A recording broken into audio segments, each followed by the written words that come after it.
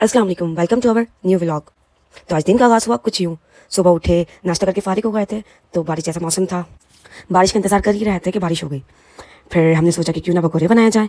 तो यहाँ पे मेरे शौहर कारस्तानी कर रहे थे, पोस्टमार्टम कर रहे थे पकौड़ों का। मैंने चाय चढ़ा ली, उसके बाद मैंने पकौड़े फ्राई किए और हम लोगों ने फिर मज़े से इंजॉय की बारिश को। पकौड़ों के साथ पॉपकॉर्न फ्राई किए थे हम लोगों ने, पापड़ फ्राई किए। मेरी नंद भी आई हुई थी, हम सब ने बैठ कर खाए, बातें शाती की, गपशप किया थोड़ा। बारिश इतनी ज़्यादा हो गई कि रुकने का नाम ही नहीं ले रही थी। इस मौसम में बच्चे बीमार और पूरा कराची गटर नाले सब भर गए। फिर यही बारिश बुरी लगने लग गई कुछ देर बाद। शाम में खाने में पाए बने थे जो कि मैं खाती नहीं हूँ। फिर मैंने अपने शौहर से अपने लिए चाउमीन मंगवाए थे। आज कुछ खास करने को था नहीं।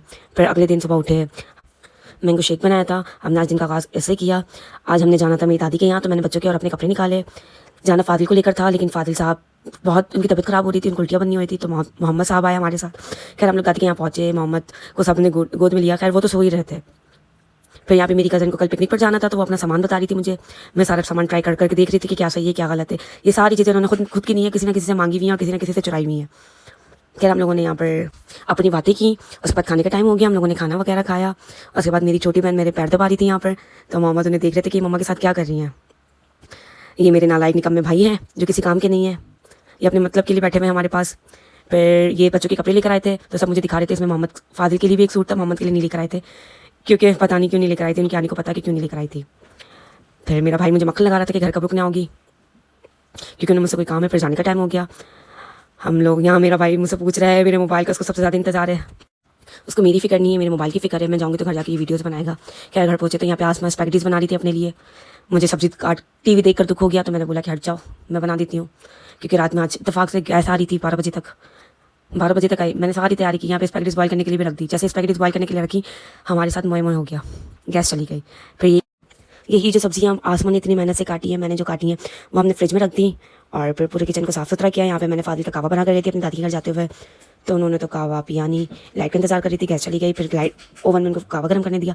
मौसम चेक करने आए तो यहाँ पे हेलीकॉप्टर गुजर रहा था। लेने को तो मैं भी ले सकती हूँ, लेकिन फिर रिश्तेदार बोलेंगे कि सर के ऊपर से गुजर गई और सलाम तक नहीं किया।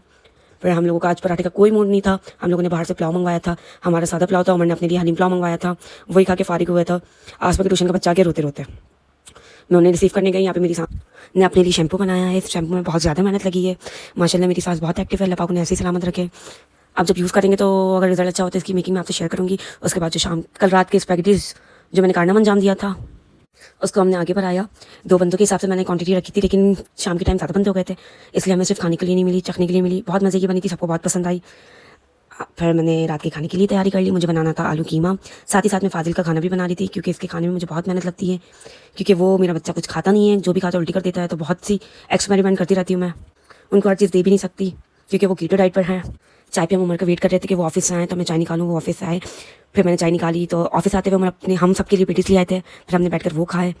इतने में मेरा कीमा भी रेडी होने वाला था। मैंने अपने लिए, आसमा के लिए और उमर के लिए चावल निकाल लिए थे, क्योंकि हम लोग घर में खाना बनाई रही थी, तो आसमा को मैंने साथ खाना दिया। खाते हैं, खैर इन्होंने इतने ना करे कि इन्होंने बिल्कुल भी नहीं खाए। ये कल इनकी आनी जो सूट लेकर आई थी, मैंने उन्हें बना दिया। फिर मैंने पिछले साल आसमा को सालगिरह पे कोई तोहफा नहीं दिया था, तो मैंने उसी से ये टम्बलर मंगवाया। उसको ऐसी बॉटल्स वगैरह बहुत पसंद है। खैर बहुत अच्छा कलर था, वो अपने लिए अपनी मर्जी से लेकर आई थी, लेकिन मैंने तोहफा दिया था क्योंकि तकरीबन कितने महीनों से टॉर्चर हो रही थी, कोई गिफ्ट नहीं दिया, कोई गिफ्ट नहीं दिया। जाहिर सी बात है, उसने मेरी बर्थडे पर अच्छा सा डिनर करवाया था। हमें उस जगह करवाया था जहाँ हमारे रिश्तेदारों के हमसे मिलते नहीं है मिजाज। ये मैंने डायरेक्ट चाइना से मंगवाया था। यहाँ पे इनसे एग्रीमेंट करवाया था कि वो सब लिख कर दें पिछले आने वाले 2 साल तक अब कोई तोहफा ना मांगे मुझसे ये, और बेस्ट विशेष लिखवाई थी अलग से। मैंने अलग से पैसे दिए थे इस चीज़ के लिए। फिर हम लोगों ने खाना वगैरह खाया, रात हो गया, मैंने किचन समेटा। उम्मीद करती हूँ आज का व्लॉग आपको अच्छा लगा हो तो लाइक करें, कमेंट करें, शेयर करें।